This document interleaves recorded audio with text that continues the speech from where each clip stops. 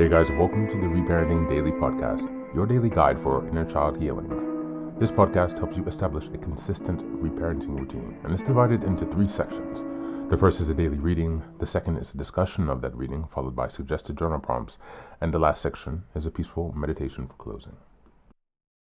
Good morning, good afternoon, and good evening from whenever and wherever you're joining us. I'm so glad that you could join us here on this journey of self-expansion and growth. If this is your first time, welcome. Now, before we dive in, I'd like to again remind us of the congratulations of passing the 500 episode marker. And as a celebration of that, I've opened up the Patreon community for free membership so that people can join our Zoom calls for free. There are a lot of people struggling out there. There's a lot going on. So I thought this could be a way to provide some help and, to give some thanks for all the support that I've received so far. You can also choose if you'd like to be a paid Patreon member, and that will help me to subsidize some of the costs and expenses that I have for this project. I'm still running this out of my own pocket, so it's about $2,000 to $5,000 a year that it costs me to produce this actually. So I'm not really making money from this. It's something that I'm doing for myself and hopefully to be able to help others. And so I'm coming from a genuine place here. The second thing that I'd like to remind you is that you can also find the Reparenting Daily Journal. You can purchase that on Amazon. It's another way to support the podcast. It's under $20. And it basically allows you to follow along with all of the monthly and weekly themes.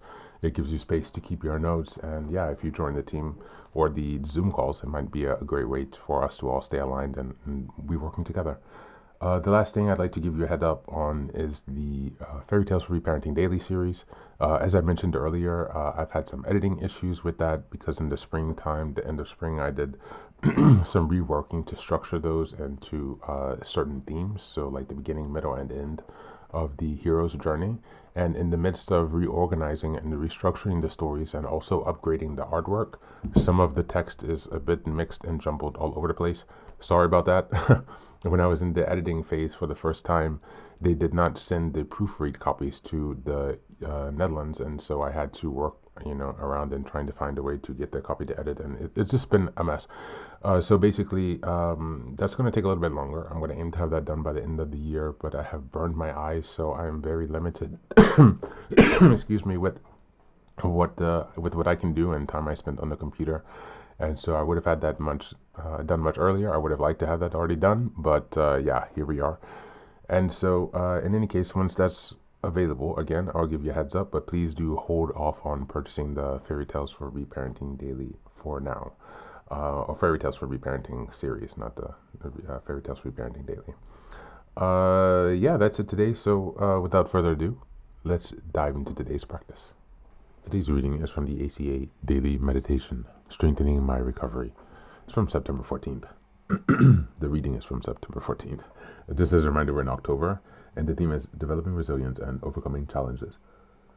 We are in, week 3, which is October 15th until the 21st. And the theme for this week is Coping with Failure and Setbacks. Mistakes. Each time we judge ourselves without mercy for common mistakes, there was loss. Big Red Book, page 199. Many of us raised in dysfunctional families got the message that there was no room for error. We may have been raised by controlling parents who expected perfection. We were scolded or even abused for making mistakes. We weren't allowed to be kids and learn from our mistakes or taught that making mistakes was part of being human. We internalized this judgment even after we left our childhood homes, and we treated ourselves harshly when we made mistakes. Recurring thoughts may have kept an underlying anxiety alive within us, such as, I'm afraid I'm going to get in trouble, or I'm afraid I'm going to get caught. Some of us were so ashamed of mistakes that we lied or cheated to cover them up. We might have even tried to numb ourselves from the anxiety of it all by engaging in addictive or compulsive behavior. When we embrace reparenting, we discover that we can reveal our imperfections in a supportive way. We can openly share our stories of what we used to hide and receive loving acceptance. We know we're not alone. When we hear someone else share, we feel exhilarated and free when we work the steps. On this day, I will identify a mistake I made and judge myself harshly for. I will tell this to at least one person whom I trust and feel unconditional acceptance from. That's the reading for today.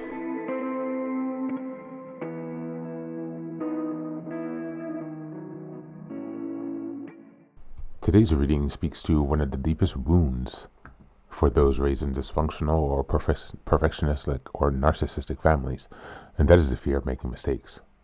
When love was conditional on performance and mistakes brought shame or punishment, we learn to equate error with danger.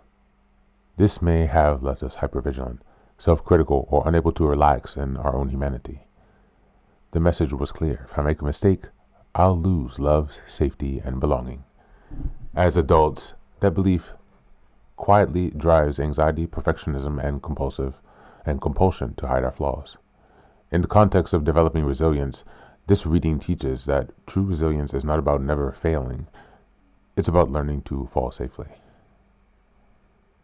When we replace self-condemnation with self-compassion, we reclaim the right to be imperfect and human. Resilience means accepting that mistakes are not threats to our worth, but invitations to grow in honesty and courage. When we stop hiding our humanity, we begin to heal the shame that kept us small.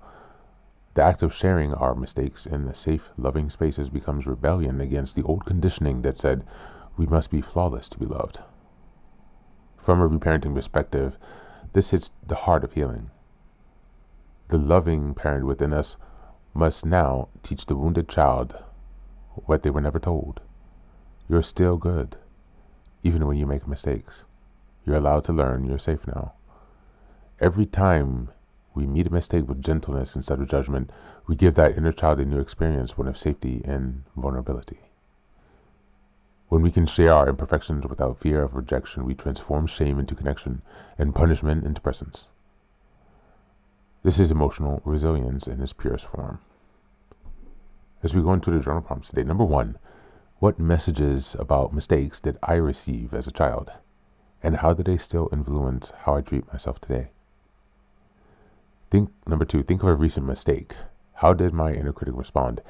And how might my inner loving parent respond instead? And number 3, what truth or freedom might I gain by openly sharing one of my mistakes with someone safe who offers unconditional acceptance? That's it for today. As always, thanks for being here. Take care of yourself, and please do be well.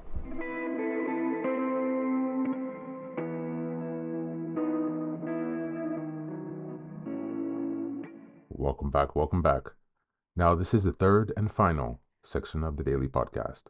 This is your silent meditation. Please go ahead and find a space where you can be comfortable and undisturbed, where you can relax and spend some time with yourself for this 10-minute silent meditation. You can choose to be sitting, standing, lying down, or in whatever position makes you comfortable today. Take a moment to simply be with yourself. Focus on your breath and gently connect with each part of your body. If thoughts arise, don't let them overwhelm you. Just observe them without attachment.